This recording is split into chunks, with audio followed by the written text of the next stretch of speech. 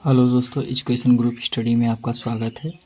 तो आज हम जो लोग एक्टिव पैसिव पढ़ रहे हैं उसमें हम लोगों ने असर्टिव सेंटेंस के बारे में पढ़ लिया था। और असर्टिव सेंटेंस में कुछ महत्वपूर्ण 5 फार्मूले थे जिसमें उन सारी चीज़ों को हम लोगों ने पढ़ लिया था। अगर आप उस वीडियो को नहीं देखे हैं तो इससे पहले नेगेटिव सेंटेंस पढ़ने से पहले उस वीडियो को आप ज़रूर देखें ताकि कुछ समझ में आ जाए। तो आइए, इसके कुछ रूल्स हैं। निगेटिव सेंटेंस में जब कोई एक्टिव वॉइस का सेंटेंस होगा तो हम लोग क्या करेंगे के लिए कुछ रूल्स है। निगेटिव जो वर्ड होगा यानी अर्थात नॉट जो होगा use just after helping verb. जैसे ही does not eat the food है तो यहाँ पर क्या होगा कि जो ए नॉट होगा हेल्पिंग वर्ब के बाद ही प्रयोग होगा और बाकी सभी रूल्स असर्टिव सेंटेंस के तरह होंगे। असर्टिव सेंटेंस में जो भी रूल्स हम लोगों ने फॉलो किया था, जैसे कि सब्जेक्ट को ऑब्जेक्ट बना देते थे और ऑब्जेक्ट को सब्जेक्ट बना रहे हैं। बाकी हेल्पिंग वर्ब यानी कि इसके अनुसार वर्ब की फर्स्ट फॉर्म के अनुसार helping verb is am are लगाते हैं और सेकेंड फॉर्म होगा तो वाज वर्ब और उसके बाद थर्ड फॉर्म होगा तो हैज हैड होगा, उसके साथ बीन का प्रयोग करेंगे। और मेन वर्ब की हमेशा थर्ड फॉर्म, फिर बाई का प्रयोग करेंगे। बाई का प्रयोग करने के बाद जो सब्जेक्ट रहेगा उसको ऑब्जेक्ट में परिवर्तित कर देंगे। यदि वह पर्सनल प्रोनाउन है तो उसका सब्जेक्टिव ऑब्जेक्टिव केस में कर देंगे। जैसे ही का हिम था और आई का मी था, सी का हर था और वी का अस था, दे का देम था और इट का इट था, यू का यू था। तो इस तरह से परिवर्तन करते थे। अगर आपने उसको नहीं देखा तो देख लीजिएगा।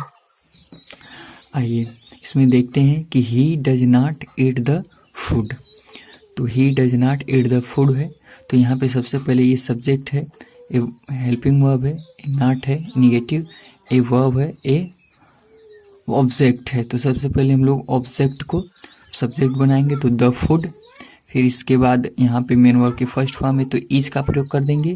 फिर ए नॉट इसके तुरंत बात करेंगे। फिर आप उसके बाद ईटेन करेंगे बाई। फिर उसके बाद ही का हिम कर देंगे। फिर दूसरा हम लोग देख सकते हैं, Ram did not teach English.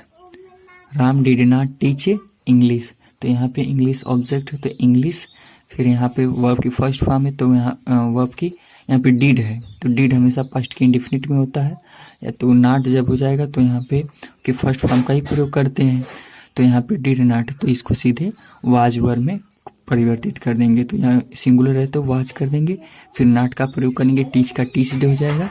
फिर उसके बाद बाई का प्रयोग करेंगे, जो राम है इसको बाई के बाद लिखेंगे। इसका फार्मूला है, देख सकते हैं कि सबसे पहले सब्जेक्ट, फिर उसके बाद हेल्पिंग वर्ब, फिर नॉट, फिर मेन वर्ब की थर्ड फॉर्म, फिर बाई, फिर ऑब्जेक्ट का प्रयोग करते हैं। तो ये रहा इसका फार्मूला।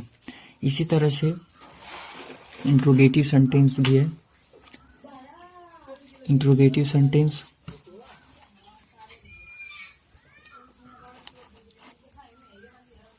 इसी तरह से इंट्रोगेटिव सेंटेंस में इंट्रोगेटिव सेंटेंस पहचानने के लिए सबसे पहले हम लोगों को किस प्रकार से इंट्रोगेटिव सेंटेंस होता है देखना होगा। तो इंट्रोगेटिव सेंटेंस दो तरीके के होते हैं। एक यस या नो टाइप का होता है जो हेल्पिंग वर्ब से स्टार्ट होता है, हेल्पिंग वर्ब से स्टार्ट होगा। और दूसरा WS टाइप का होता है यानी कि WS टाइप से बने हुए वर्ड से स्टार्ट होगा। तो इस तरह से दो है और इन दोनों के लिए अलग अलग रूल्स लगते हैं।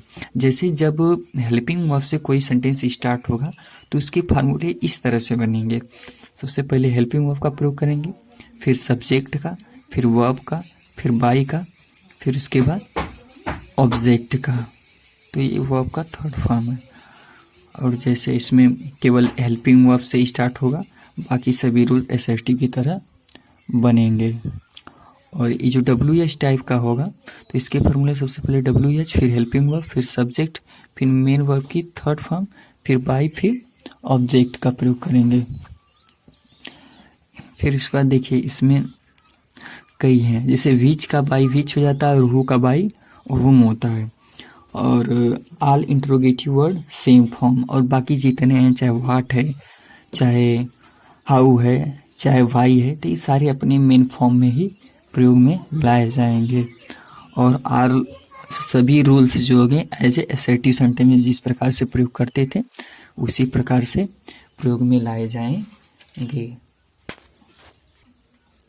एग्जाम्पल्स के लिए हम लोग देख सकते हैं कि जब हेल्पिंग वर्ब से कोई सेंटेंस स्टार्ट होगा इंट्रोगेटिव का तो उसमें हम लोग क्या परिवर्तन करते हैं। तो हेल्पिंग वर्ब से जब स्टार्ट होगा, वर्ब की फर्स्ट फॉर्म है और यहाँ पे डज लगा हुआ है अर्थात इंडिफिनिट में है, तो यहाँ पर हम लोग क्या करेंगे कि सबसे पहले हेल्पिंग वर्ब से ही उसको कर बनाएंगे।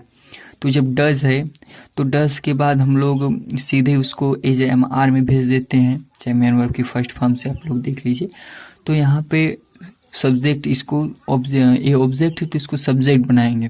तो सब्जेक्ट बनाने से पहले हम लोगों को हेल्पिंग वर्ब प्रयोग करना है, तो हम लोग यहीं पे देख लेंगे कि इसमें ऑब्जेक्ट सिंगुलर है या प्लूरल है।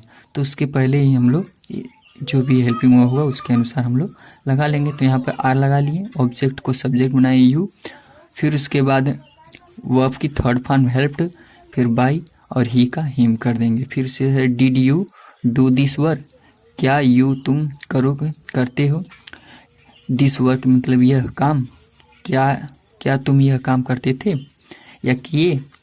तो इसमें क्या है कि डिड है तो यह पास्ट की इंडेफिनिट है, तो जब पास्ट की इंडेफिनिट में वर्ब की सेकंड फॉर्म का भी प्रयोग होता है तो सीधे वाज वर्ब का प्रयोग करते हैं। तो यहाँ पर हम लोग हेल्पिंग वर्ब लगाने से पहले हम लोग देखेंगे ऑब्जेक्ट क्या है, तो ऑब्जेक्ट सिंगुलर है तो वाज दिस वर्क इसको सब्जेक्ट बना लिए, फिर उसके बाद डू का डन कर दिए, फिर उसके बाद बचाइए बाई यू का यू ही होता है। फिर उसके बाद मॉडल वर्ब से कर स्टार्ट होता है can you play this game, तो इसको कैन के कैन ही होगा। फिर दिस गेम यहाँ पे सब्जेक्ट बना लिए। फिर बताया गया है कि जब मॉडल वर्ब्स कभी भी आता है तो उसके साथ बी का प्रयोग हम लोग करते हैं। तो कैन दिस गेम बी, फिर प्ले का प्लेड, फिर बाई यू होगा। फिर when did you do this work, when did you do this work, तो इसमें क्या करेंगे सबसे पहले व्हेन है, व्हेन का व्हेन ही होगा।